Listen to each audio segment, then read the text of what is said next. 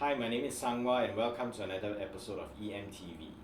And today I'm going to talk about basic Erhu setup.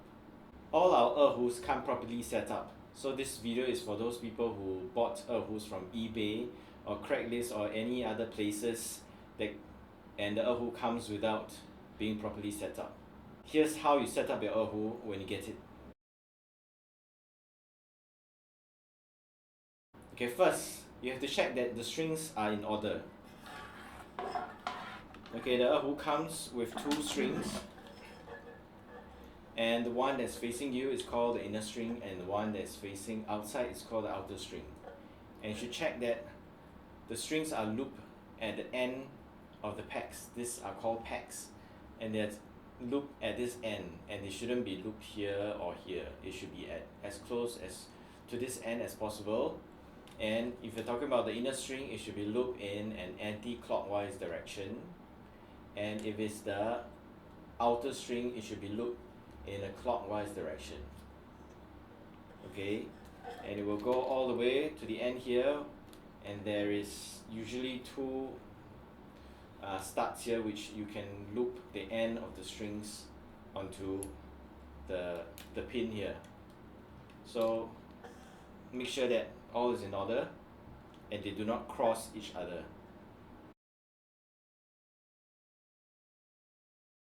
Okay, next you need to check the tianjing. What is the tianjing? Tianjing is this thing here that looks like a ribbon that's holding the strings together. Okay, a lot of people would mistake this as some sort of ribbon, okay, and they'll cut it. But no, you should never ever cut it. So if you do cut it, or if it comes unraveled, then you need to buy a roll of tianjing and you need to tie it yourself. Okay, the good thing is we have a video online to show you how to tie the tianjing. So if you need that, click on the link below and we'll teach you how to tie this thing called the tianjing.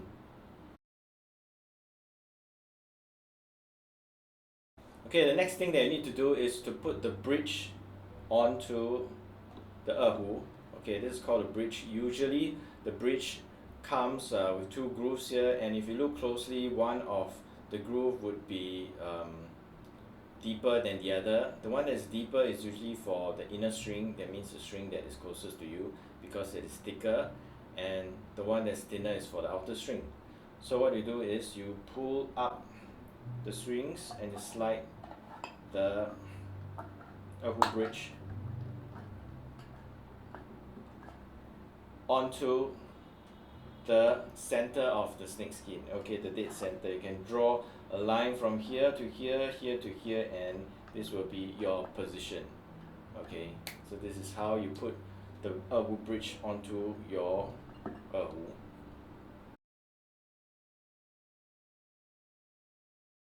Okay, after you put the Erhu bridge onto the Erhu, the next thing you need to put would be the damper.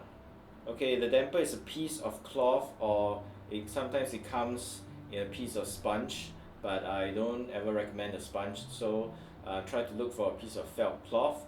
And what you do is you would need to put this underneath the bridge. Okay, this will remove a lot of wolf tones and a lot of noise. Okay, so the reason why I put the bridge before the damper is sometimes if I don't want you to fold the damper too thick. If the damper is too thick, it will cause a lot of funny tones. So one way to see whether if the damper is too thick or not is you put the bridge first and you put the damper in. If the damper is too thick, you will not be able to slide it in. Okay, so that's a good way of finding out whether your damper is thick, is it too thick or not. Okay, and I have done a separate video on the damper, and if you're interested, you can also click on the link below in the description. Alright, just like the violin bowl, the Erhu bowl needs to be rosin as well. Especially if it's a very new bowl and it has never been rosin before. For the first time, you need to rosin it really long, maybe like 3 to 5 minutes. And this is how you rosin the bowl. Okay, just take the bowl and you rub the rosin onto the strings. Okay, you do it once at one part, for some time, then move on to another part, okay.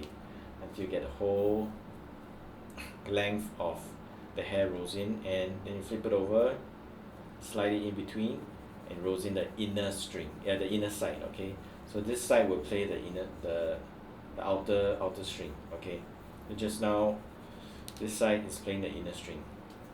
Okay, so this is how you rosin the bow if it's not lodged in between the strings, right? If the bow is lodged in between the strings already, okay, if you haven't noticed the bow is in between the two inner and outer string, then you can rosin it in this way. Okay, either you can put it on a table or you can put it in the lap. Okay, and you rosin it this way, and rosin it this way. Okay, so if your bow is not in between the strings, how do you put it in between the strings? Okay, this is your bow, and at the end there is a end pin. Okay, you twist it out, and once you have this end pin twisted out, you can detach this and you can slide it in between the inner string and the outer string. Okay, put it back in. Okay, put end pin inside. Okay, so this is how you put the bow in between the strings. Okay, the final thing that you need to do is tune the Erhu. Okay, the inner string is tuned to D and the outer string is tuned to A. So when you tune it, because it is made of friction packs, okay, so what you need to do is you need to twist it inside or you turn. If you do not twist it when you turn, the packs might slip out. Okay, so it's very important that you apply an inward pressure when you tune the strings.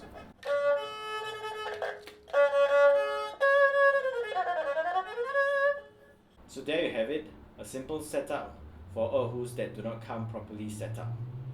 But seriously, the only place that you should buy an Erhu online is from Eason Music. I'll see you next time. Bye.